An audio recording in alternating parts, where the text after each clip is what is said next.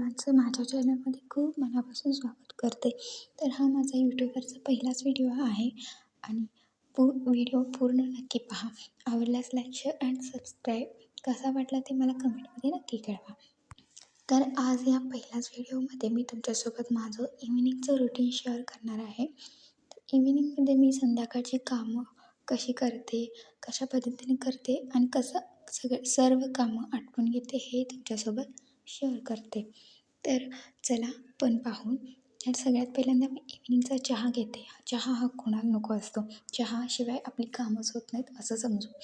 तर चहा घेतल्यानंतर मी माझ्या कामाला लागते. झाडलोट करते. झाडलोट झाल्यानंतर मस्तपैकी फ्रेश होते. फ्रेश झाल्यानंतर एकदम मस्त वाटतं.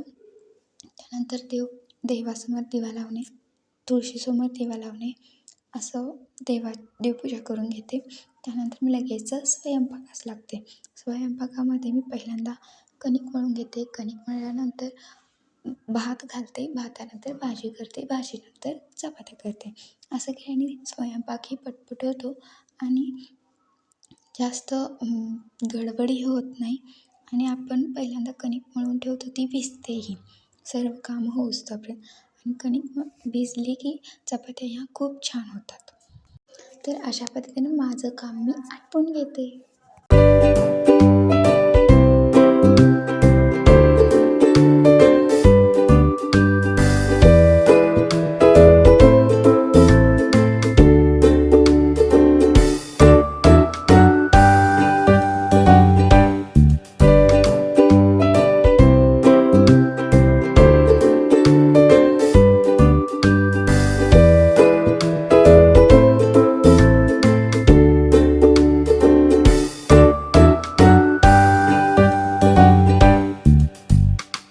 तर इथे मी भात लावून घेते. भात लावून झाले की भाजीसाठी पाणी गरम करायला ठेवते. त्यानंतर लगेचच भाजी करायला घेते. भाजी आज मी अख्खा मसूरची बनवणार आहे. तीही साधी, सोपी, एकदम पटपटीत होणारी. तर चला आपण पाहू. तर मी सगळ्यात पहिल्यांदा कढई गरम करायला ठेवली. त्यानंतर त्यामध्ये थोडंसं तेल घालून जिरे, मोहरी आणि कढीपत्ता, लसूणची फोडणी दिली. त्यानंतर बारीक चिरलेला कांदा त्यामध्ये घालून परतून घेतला लाल होईस्तोपर्यंत. त्यानंतर परतून घेतल्यानंतर त्यामध्ये जगभरातले सगळे मसाले घालायचे. लाल तिखट, कांदा लसूण मसाला, हळद, गरम मसाला, धने पावडर, चटणी हे सर्व तुम्ही घालू शकता. तुमच्या इच्छेनुसार तुम्हाला तुमच्याकडे जे मसाले आहेत ते. त्यानंतर त्यामध्ये थोडंसं पाणी घालून शिजू द्यायचं, जेणेकरून आपले मसाले शिजले जातील आणि करपणार नाही. तर अशा पद्धतीने मी भाजून घेतलं. तेल सुटूस्तोपर्यंत कांदा आणि मसाले भाजून घ्यायचे. त्यानंतर थोडं झाकून नंतर प्लेट काढायची. त्यानंतर त्यामध्ये अख्खा मसाला आपण जो कुकरमध्ये शिजवून घेतो तो त्यामध्ये घालायचा. त्यानंतर आपली अख्खा मसूरची भाजी तयार होते. त्यानंतर चवीनुसार त्यामध्ये मीठ घालायचे आणि तुम्हाला हवी असेल तर कोथिंबीरही घाला. तर अशा पद्धतीने आपली भाजी तयार होते.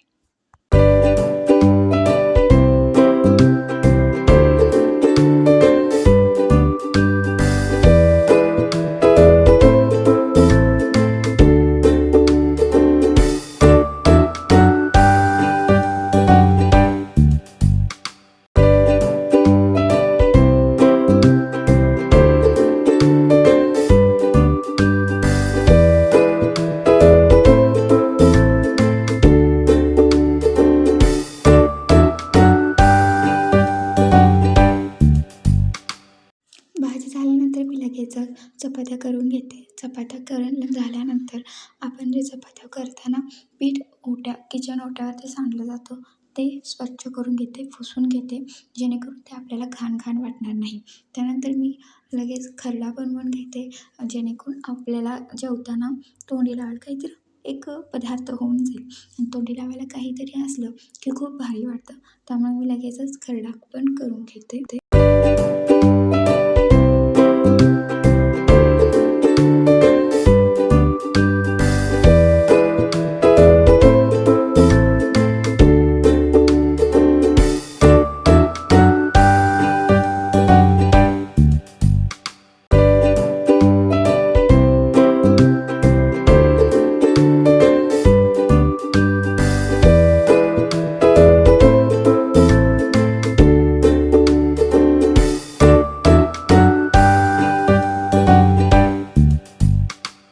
तर तुमच्या इकडे तुम्ही खरडाच म्हणता का ठेचा म्हणता हे मला नक्की कमेंटमध्ये कळवा.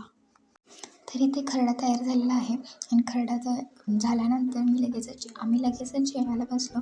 जेवण झाल्यानंतर भांडी कुंडी किचन कट्टा आवरणे हे सर्व आपलं आहे माझं आणि मला व्हिडिओ किचन चकाचक झालेले आहे. Thank you for watching video.